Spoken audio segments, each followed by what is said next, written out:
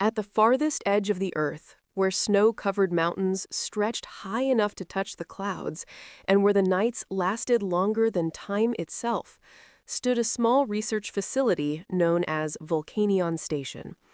Only a handful of scientists involved in classified defense and energy projects even knew it existed.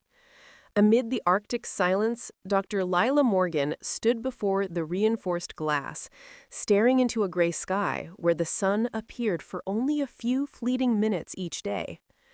Layla was in her mid-30s, sharp features, silver-gray eyes that carried both brilliance and solitude. 2 years earlier, she had left her position at Nova Quantum Energy after her supervisor was caught in a massive scientific scandal. But she hadn't left science behind. If anything, she had been chasing it like someone haunted by a dream they can't wake from. Inside her dimly lit lab, surrounded by monitors and endless lines of equations, she worked on a project she called Zero Point. She believed that, within the very fabric of empty space, there existed a dormant, eternal energy, waiting only for someone bold enough to unlock it. One evening, as the wind howled like lost souls outside the station, an alert flashed across her computer screen. Unexpected field fluctuation, energy levels exceeding safe threshold. Her heart skipped. This wasn't a system error. She rushed to the control board and shut down the main circuit. But what she saw on the data screen made no sense. The energy levels had surpassed the theoretical limit by 4 times. What she had dreamed of for years had just happened by accident. She sank to the floor, hands trembling, sweat dripping down her forehead despite the freezing air. It was a defining moment. Stop everything and cover it up? Or keep going into the unknown? She whispered under her breath, voice shaking, "I didn't come this far to turn back now." Restarting the system, she added a new line of code and activated the quantum link.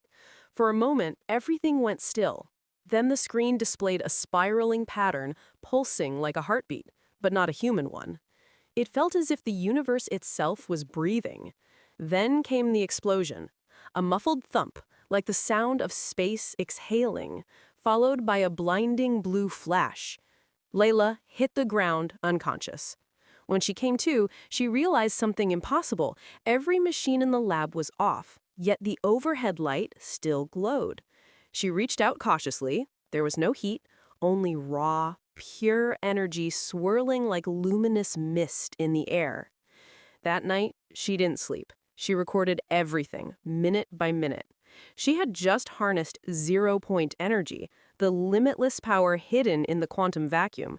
But she also knew such power would never come without consequences. The next morning, her computer received a secure transmission from an unknown source. The voice on the other end was calm, emotionless. "Dr. Morgan, we know what you did last night." Her blood ran cold. "Who are you?" she asked. "That's not important. What matters is that you've opened a door that cannot be closed. We'll be arriving soon." Then, silence. Hours later, engines roared outside the facility. Through the external cameras, she saw 3 unmarked black vehicles cutting through the snow. No one should have been able to reach this place without federal clearance. She tried contacting HQ, but her signal was jammed. Something, or someone, was blocking her communications. She turned off the lights, shut down tracking systems, and waited in the dark. Moments later, a pounding on the steel door. "Dr. Morgan, we're from the Federal Energy Agency. Open up! We just need to talk." She froze. It was a lie. The agency never deployed armed teams in unregistered vehicles. She grabbed a small data drive from the cabinet. It contained everything about the experiment. That tiny device could change or destroy the world. She hid it inside the silver pendant she always wore, slipped into her heavy parka, and took one last look at the lab. The door burst open. Men in black tactical suits flooded in with compact laser rifles. A female voice shouted, "Don't hurt her! We need her alive!" Layla sprinted down the corridor, heart pounding like war drums. She dove through the emergency tunnel leading outside, the freezing air cutting into her face. Behind her, floodlights swept across the snow as the agents spread out. She ran toward the glacial ravine, a place no one dared approach. Standing at the cliff's edge, breath steaming in the Arctic air, she had two choices: run or fight. She had no weapon, but she had science, and that was more dangerous than any gun. From her pocket, she pulled the miniature energy unit, the prototype, she had extracted right before the explosion. She pressed the activation switch. The device pulsed with blue light. Behind her, someone yelled, "Stop right there, or we'll shoot!" She smiled faintly, murmuring, "You have no idea what you're about to witness." And she threw the device into the air. The second explosion erupted, not a blast, but a distortion. Light twisted in on itself, air rippled like liquid time, and then silence. The snow burst upward in waves, swallowing everything in blinding brilliance. When it was over, the entire station was gone. Hours later, miles away, faint footprints led toward the frozen forest. As the sun dipped below the horizon, Layla sat inside an abandoned cabin by the river. Her hands were bleeding, her face streaked with ash and frost. She opened the pendant, removed the data chip, and plugged it into her backup laptop. Encrypted servers came online. Typing her final command, she whispered, "If I don't make it, the world needs to know. Energy isn't a gift, it's a test." She leaned back against the wooden wall, eyes unfocused, voice barely audible. "The war has already begun, and I never meant to start it." Outside, the Arctic wind howled again, but this time it carried a faint hum, like the pulse of something vast and alive beneath the ice. It was 3 in the morning, and the cold outside bit into the skin like knives. The wind screamed in her ears like trapped spirits among the snow, while the sky above was painted with the haunting dance of the northern lights. Lila Morgan sat near the dying fireplace inside an abandoned wooden cabin, hugging her arms tightly, trying to calm a shiver that came not only from the cold, but from fear. She knew the explosion that destroyed Valkion Station wouldn't go unnoticed. Satellites must have caught the flash, and government investigators would be on their way soon. But she also knew the men who chased her weren't government. They were something else, a force that operated in the shadows, a force that knew things no one should. From her worn-out bag, she pulled out the silver pendant that hid the data chip. She stared at it for a long time, whispering to herself, "All this because of you, a tiny piece of memory holding a secret that could reshape the world."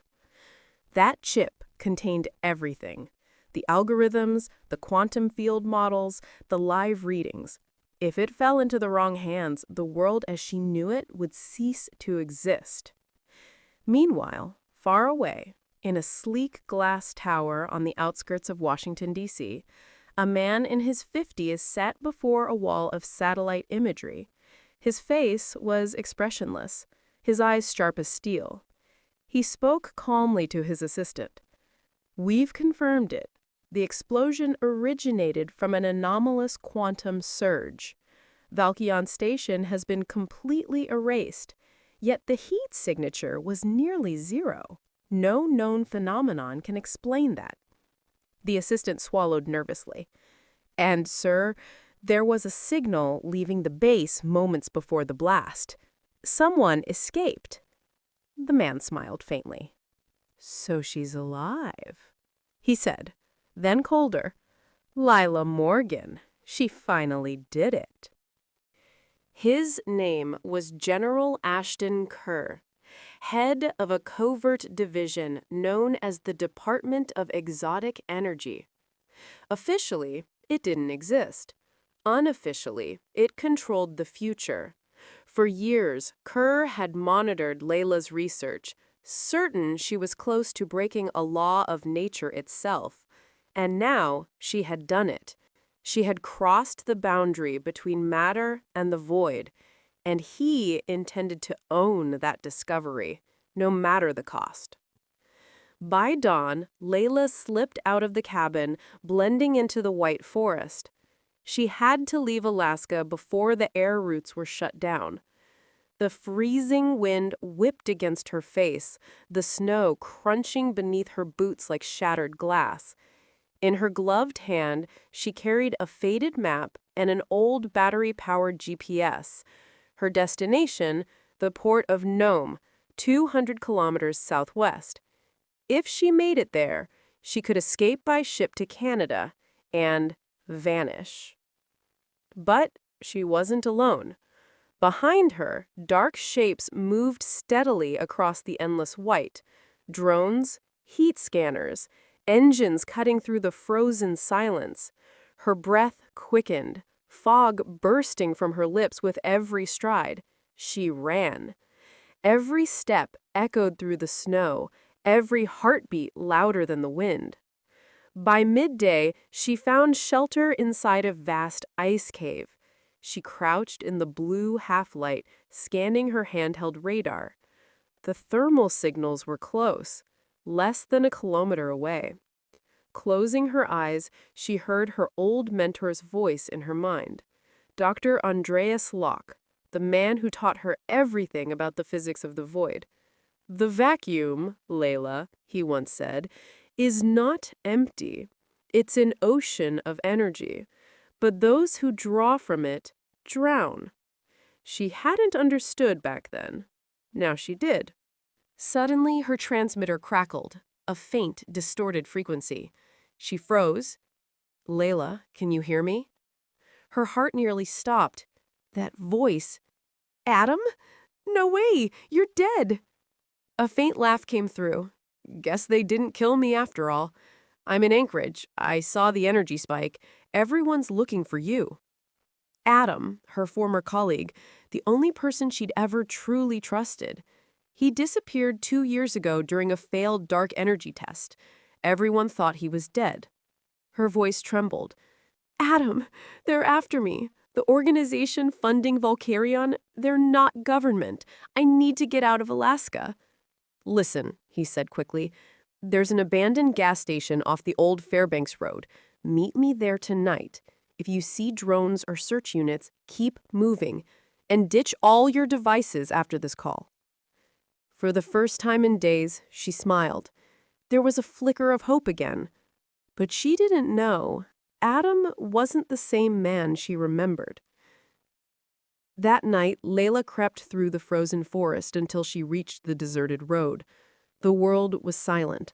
Only broken cars and rusted metal scattered across the snow. In the distance, dim lights glowed from the gas station. She stepped cautiously inside, wind moaning through shattered windows. Then, footsteps behind her. She spun around. Adam stood there, pale, unshaven, his eyes hollow, his body frail as if he'd lived years in darkness. "Layla," he said with a faint smile, "I never thought I'd see you again." She ran to him, tears freezing on her cheeks. "I thought you were dead. I searched for you after the Nova explosion. Nothing." He pulled back, voice low and broken. "I was close to death, but they saved me, or used me. The Kerr organization. They've been behind everything, Layla, watching us, funding us. After you vanished, they lost control, and now they want only one thing, the data you have." Her heart froze. "How do you know I still have it?" His eyes darkened. "Because they sent me to get it." The words hit her like a gunshot. She stepped back slowly, hand gripping the pocket that hid the pendant. "Adam, don't do this. You know what will happen if they use it." His voice cracked with pain. "I don't have a choice. They have my daughter. They said they'll kill her if I don't bring them the data." Silence, only the wind whistling through broken glass. Layla looked into his eyes and saw a man torn apart, a father, not a traitor. She took out the pendant and whispered softly, "Then take it. But remember, This isn't power. It's a curse. He reached for it, but before his fingers touched the chain, a red flash sliced through the room. A laser shot from outside. Adam collapsed into the snow, blood spreading beneath him. "Adam!" she screamed, dropping beside him. But his eyes were already empty. Outside, engines roared closer. A voice boomed through a loudspeaker. "Layla Morgan, you're surrounded! Surrender now!" She grabbed the pendant and ran through the back door, tears burning her frozen face. Laser fire lit up the sky around her as she stumbled through the snow. In her mind, one thought echoed, her mentor's warning: never let anyone control what is greater than mankind. Ahead, the frozen river gleamed under a pale green aurora. A helicopter rose into the sky, the organization's. Using its searchlight as cover, she pressed a small button on her wristband. A faint hum filled the air, and a translucent energy field shimmered around her, her final invention, the quantum shield.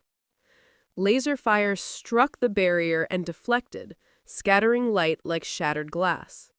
Layla sprinted across the ice, faster and faster, and in one breathless moment, she leapt into a deep crevice and vanished into the glowing blue shadows below. At the edge of the rift, the soldiers stopped firing. General Kerr stepped forward, peering into the abyss through his visor. There was nothing.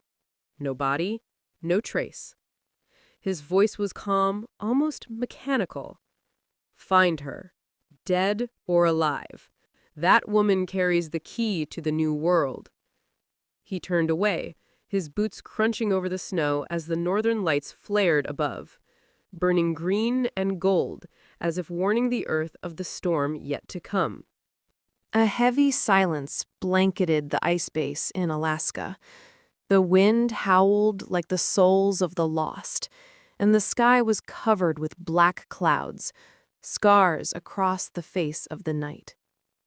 Layla walked quickly through the cold metal corridors, carrying a small bag in her hand. Inside it was the last hard drive containing all her data on zero-point energy, the discovery that began as a dream and ended as a curse. Outside, the shadow team was closing in, men in black suits, faces covered, carrying weapons that made no sound, and devices that tracked body heat. She only had minutes left before the security systems shut down completely. Layla stopped in front of the main lab, the place that had witnessed everything: the beginning, the betrayal, and the discovery that could not be controlled. She placed her hand on the transparent glass, separating humanity from the unknown, and whispered hoarsely, "I wasn't searching for a weapon.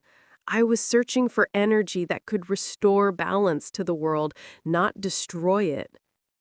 But the world never understands its scientists, especially those who fly too close to the light.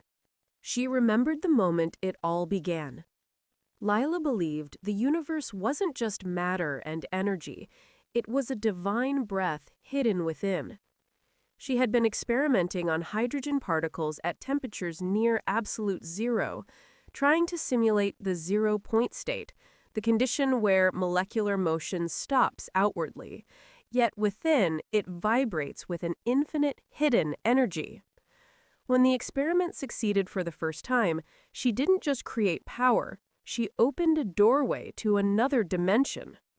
From that day, everything changed. Machines began showing strange fluctuations. The air itself seemed to breathe inside the lab. One night, she saw with her own eyes a circle of pulsing light above the device, emitting a sound like a heartbeat, the heartbeat of the universe itself.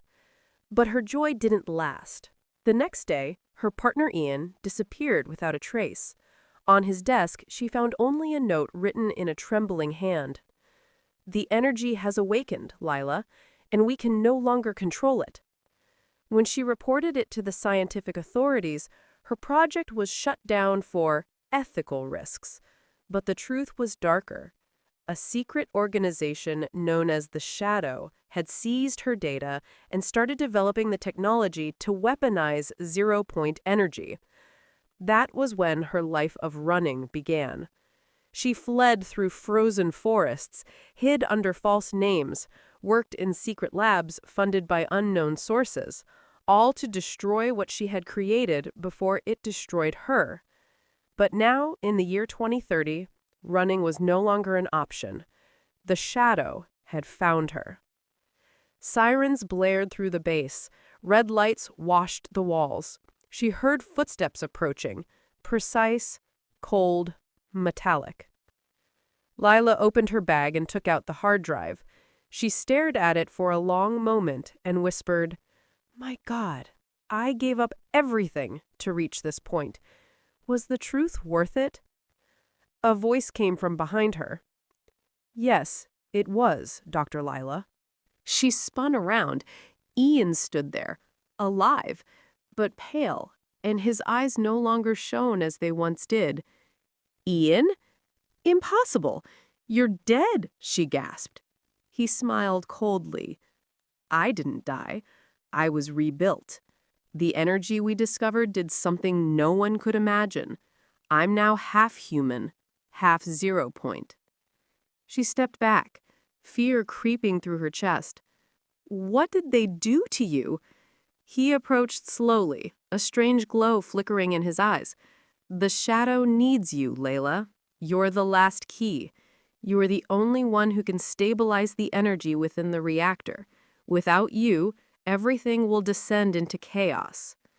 Layla's voice hardened. "I'll never help them. I'll destroy everything." Ian's expression softened, almost sad. "If you destroy it, you'll die too.